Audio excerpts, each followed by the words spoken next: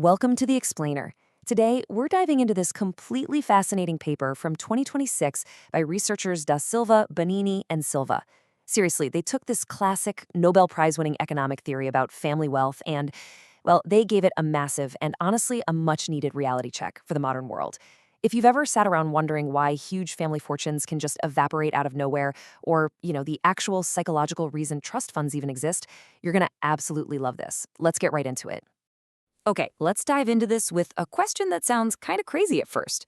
Can a completely selfish, entirely greedy person actually be good for a family's overall wealth? To see how economists tackle this counterintuitive idea, we've got to introduce our main cast of characters for today. First up, we've got the family head. So think of them as the master planner, the wealth creator. Then we have the rotten kid.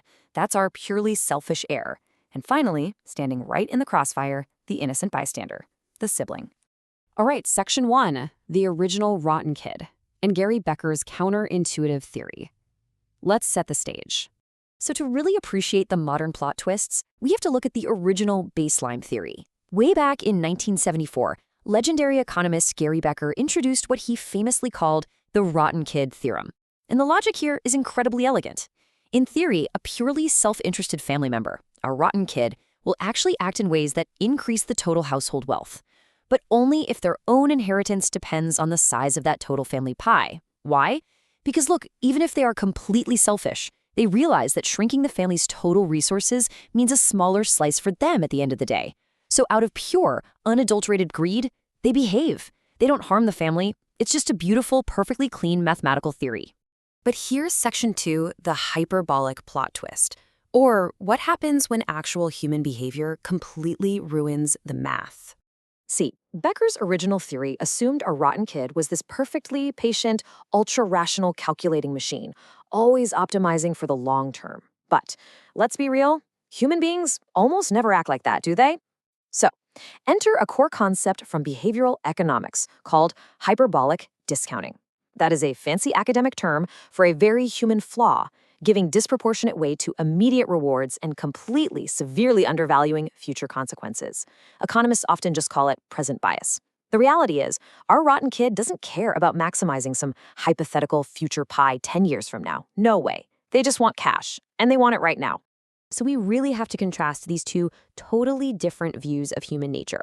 On one hand, you have the classic rational heir. This person is patient, composed, entirely focused on the long term, and naturally internalizes any costs they might impose on the family because, hey, they've done the math. On the other hand, you've got the present biased heir from our 2026 update. Impulsive, demanding immediate cash, completely ignoring the long-term wreckage they leave in their wake. Contrasting these two really paints a vivid picture of exactly why Becker's original theorem desperately needed a modern update to actually survive in the real world of messy, impulsive human psychology. Moving on to section 3, the sibling pays the price, and the idea of the intra-household externality. Let's shift our focus to the real victim in this whole family drama. When the rotten kid acts impulsively, we get what the authors define as an opportunistic action. What happens is the kid's behavior raises their own current resources. Maybe they demand this massive early payout, or they rack up insane debts, or just blow through shared family assets. But doing this actively reduces the siblings' effective consumption. Basically, the kid's demand for instant gratification actively drains the siblings' inheritance. In economics, they call this an intra-household externality. But honestly, that's just a highly technical way of saying the kid's bad behavior directly and totally unfairly harms their own sibling. Which brings us to section 4, the cost of enforcement. The family head strikes back. And here is the absolute climax of our little economic drama. The family head has to step in to stop this total wealth destruction. But it is not going to be easy, and it certainly isn't going to be free. Now, don't let the math here intimidate you. This formula is brilliantly illustrating the rigorous balance of the family head's utility. De-jargonized, all it means is the family head is calculating the exact, precise level of intervention needed to balance some seriously competing needs. They're basically weighing their own resources against how much they value the rotten kid's current and future happiness, and then mathematically balancing that against the urgent need to protect the sibling from getting completely wiped out. And this is absolutely crucial. Here is a key finding from the source material. Costly enforcement. Restricting the rotten kid is not some magic wand you can just wave to fix everything. Enforcement has a very real cost.